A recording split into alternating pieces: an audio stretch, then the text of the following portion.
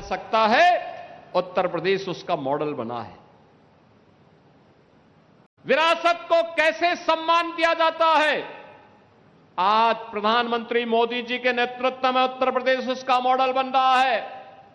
बहनों और भाइयों, आज अयोध्या में आप जाते हैं, रेल से जाएंगे, डबल लाइन की सुविधा आपको वहां मिलती है। ब्रॉड गेज की डबल लाइन के साथ अयोध्या जुड़ा है। सड़क मार्ग से जाएंगे, 4 लेन की कनेक्टिविटी से अयोध्या जुड़ी है। वायु मार्ग से जाएंगे तो अयोध्या में इंटरनेशनल एयरपोर्ट महर्षि वाल्मीकि के नाम पर खड़ा है। अयोध्या त्रेता युग का याद स्मरण कराता है। आज राम की भक्ति की वकालत कौन कर रहा है? आज भगवान राम की भक्ति की दुहाई कौन दे रहा है?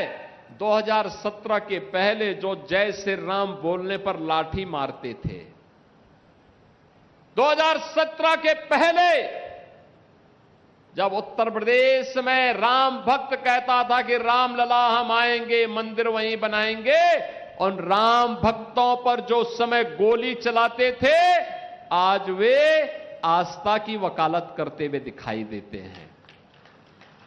ये आपकी ताकत है, आपकी आस्था की ताकत है कि आज उनको आपका पिछलग्गू बनने के लिए मजबूर होना पड़ रहा है।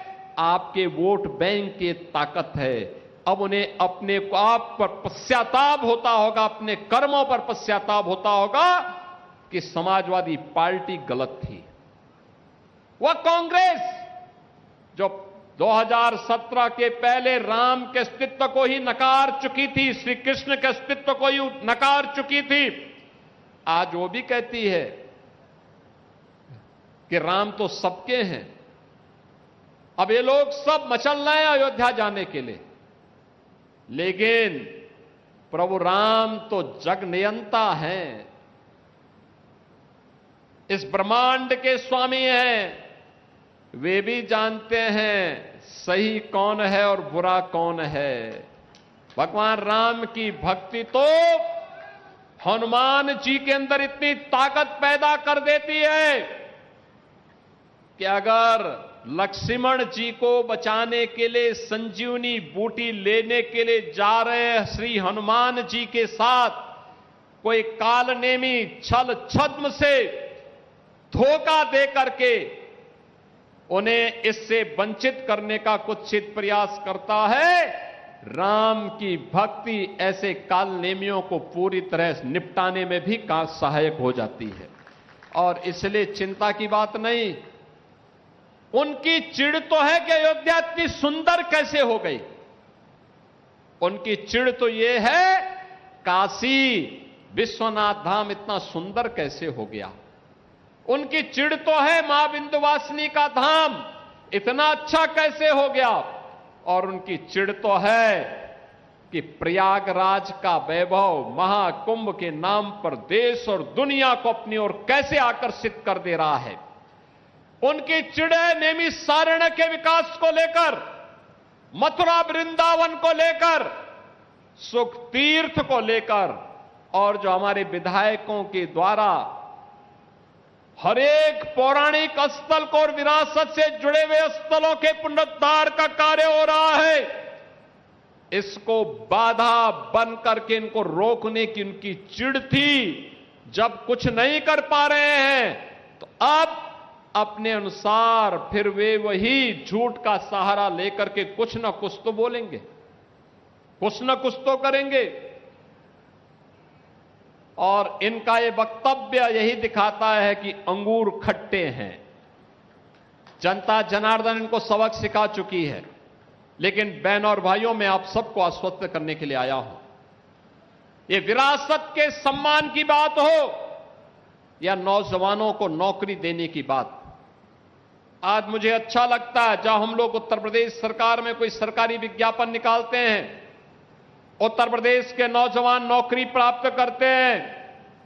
यूपी के अंदर आज के दिन पर जो चीजें हैं, मैं देखता हूं जब कोई सरकारी नौकरी के हम नियुक्ति पत्र वितरित करते हैं रामपुर के भी नौजवानों को नियुक्ति पत्र मिलता है तो मुझे अच्छा लगता है। ये नौजवान 2017 के पहले वंचित थे। आज रामपुर हो, मिलक हो, बिलासपुर हो, स्वार हो, चमरोहा हो, इन सभी विधानसभा क्षेत्र से जुड़े हुए नौजवान आज उत्तर प्रदेश सरकार में नौकरी में जाते हैं। उद्योग की बात जब आती है, रामपुर के लिए भी हमें प्रस्ताव प्राप्त होते हैं। विकास की प्रक्रिया में नौजवान के हाथ को काम मिलता है। हर नौजवान, एक नौजवान जब अपने प्रतिभा और अपने परिश्रम का फल राज्य को देता है, तब उत्तर प्रदेश जैसा बीमारू राज्य जो कांग्रेस और सपा के पाप के कारण कभी बीमारू हुआ था, वह राज्य उस बीमारूपन से उबर करके आज भारत की अर्थव्यवस्था का ग्रोथ इंजन बन करके टॉप 3 इकोनॉमी के रूप में अपने आप को स्थापित करता है। बहनों और भाइयों, यही उत्तर प्रदेश है। परंपरागत उद्यम ठप पड़ चुका था।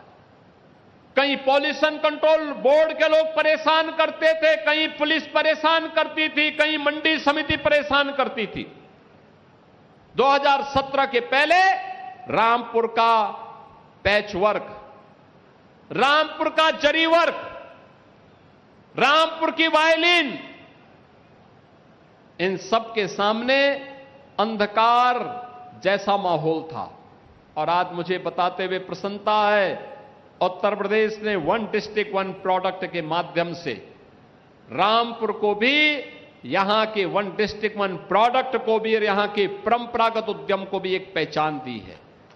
बहनों और भाइयों, आप अंदाजा इसी से लगा सकते हैं, चाकू अगर गलत व्यक्ति के हाथों में पड़ेगा तो उससे डकैती डालेगा। समाजवादी पार्टी रामपुर के चाकू का दुरुपयोग करके जनता की जमीनों पर कब्जा करती थी, जनता को प्रताड़ित करती थी, उन्हें हतोत्साहित करती थी, उनका शोषण करती थी।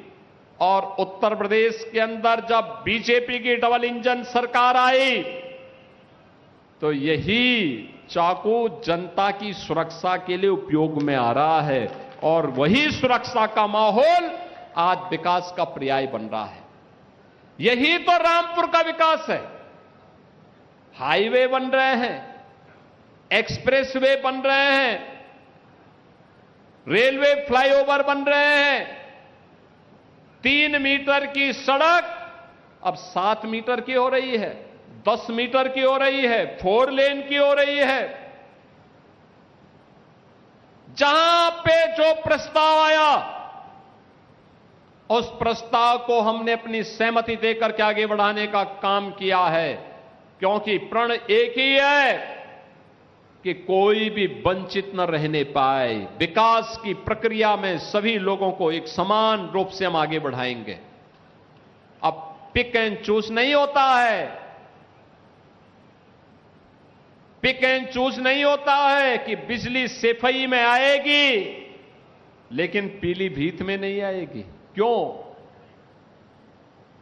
आएगी? तो 75 जनपदों में आएगी, एक साथ आएगी, सभी 350 तहसीलों में आएगी, सभी 825 विकास खंडों में आएगी।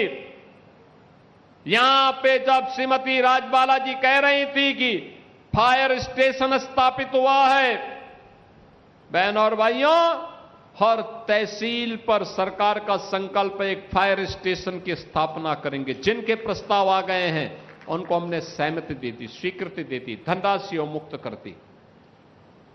जहां पे इंटर कॉलेज की आवश्यकता थी इंटर कॉलेज, जहां डिग्री कॉलेज की आवश्यकता थी डिग्री कॉलेज, जहां पॉलिटेक्निक की आवश्यकता थी पॉलिटेक्निक, जहां पे आईटीआई की आवश्यकता थी आईटीआई, पुराने पढ़ चुके विद्यालयों को, इंटर कॉलेजेस को प्रोजेक्ट अलंकार के माध्यम से बेसिक शिक्षा परिषद के विद्यालयों को ऑपरेशन कायाकल्प के माध्यम से एक नई ऊंचाई प्रदान करके भव्य स्वरूप प्रदान किया जा रहा है। अब विकास रुकने वाला नहीं है, विकास थमने वाला नहीं है। नौजवान के जीवन के साथ कोई खिलवाड़ नहीं कर सकता। अब कोई किसी बहन के खिलाफ अपमानजनक टिप्पणी नहीं कर सकता। नहीं कर सकता है। बेटी की सुरक्षा में कोई सेंध नहीं लगा सकता है। अब लगाएगा तो उसको मालूम है कि इसके बाद आगे क्या होने जा रहा है। और इसलिए बहनों और भाइयों, अन्नदाता खुशहाल है, नौजवान रोजगार पाकर के आज प्रदेश के विकास में अपनी ऊर्जा का उपयोग कर रहा है। हमारा उद्यमी फिर से एमएसएमई वर्क के माध्यम से फिर से उत्तर प्रदेश को पहचान दिला रहा है। 96 लाख एमएसएमई यूनिट, हर एमएसएमई यूनिट को उत्तर प्रदेश सरकार ने 5 लाख रुपए का सुरक्षा बीमा का कवर भी कराया है। बहनों और भाइयों, राज्य सरकार कुछ कर गुजरने के लिए अपने उद्यमियों के साथ, अन्नदाता किसानों के साथ, युवाओं के साथ, जनप्रतिनिधियों के साथ मिलकर के इन कार्यक्रमों को आगे बढ़ाने का काम कर रही है। और इसीलिए आज मुझे जब रामपुर की इन 2 विधानसभा क्षेत्रों में आने का अवसर प्राप्त हुआ है, मैं आप सभी रामपुर वासियों को इस बात के लिए आश्वस्त करता हूं कि बहनों और भाइयों, विरासत के संरक्षण का कार्य हो या विकास की प्रक्रिया को मजबूती के साथ आगे बढ़ाने का कार्य, बिना भेदभाव के सुरक्षा देने का कार्य हो या फिर बिना भेदभाव के शासन की योजना हर गरीब के लिए, हर नौजवान के लिए, हर महिला के लिए, अन्नदाता किसान के लिए और एमएसएमई यूनिट के लिए, उद्यमियों के लिए, व्यापारियों के लिए, जिनके लिए भी योजना है, उन सब तक योजना का लाभ पहुंचाने के लिए प्रधानमंत्री मोदी जी के मंत्र सबका साथ, सबके विकास के भाव के साथ सरकार कार्य करने को प्रतिबद्ध है। बहनों और भाइयों, हमारा संकल्प है कि हम भेदभाव किसी के साथ नहीं करेंगे, भेदभाव किसी के साथ नहीं, लेकिन तुष्टीकरण भी नहीं करेंगे। ये डबल इंजन की सरकार तुष्टीकरण नहीं, ये डबल इंजन की सरकार आम जन की संतुष्टीकरण पर विश्वास करती है। आम जन संतुष्ट है, विकास द्रुत गति से आगे बढ़ता हुआ दिखाई देता है। बहनों और भाइयों, विकास किसी प्रक्रिया को आगे बढ़ाने के लिए आज मुझे यहां आने का अवसर प्राप्त हुआ था। मैं पिछली बार बिलासपुर में आया था। रुद्र विलास चीनी मिल के बारे में सरदार बलदेव सिंह ओलक ने तब भी कहा था, और मैंने तब भी कहा था कि इस मिल की पुनरुद्धार के लिए हम कार्य करेंगे। मैंने सर्वे की रिपोर्ट मांगी है। सर्वे की रिपोर्ट जैसे ही आ जाती है, बहनों और भाइयों, सरकार पैसा देगी उस चीनी मिल को विस्तारीकरण करने के लिए और उसके विकास करने के लिए। ये कार्य आगे बढ़ेंगे। ढेर सारे प्रस्ताव रामपुर के, मिलक के, स्वार के, चमरौआ के मेरे पास आए हुए हैं। कोई रुकेगा नहीं और कोई उसको रोक भी नहीं सकता। ये मजबूती के साथ आगे बढ़ेंगे। विकास की प्रक्रिया अनवरत रूप से आगे बढ़ेगी।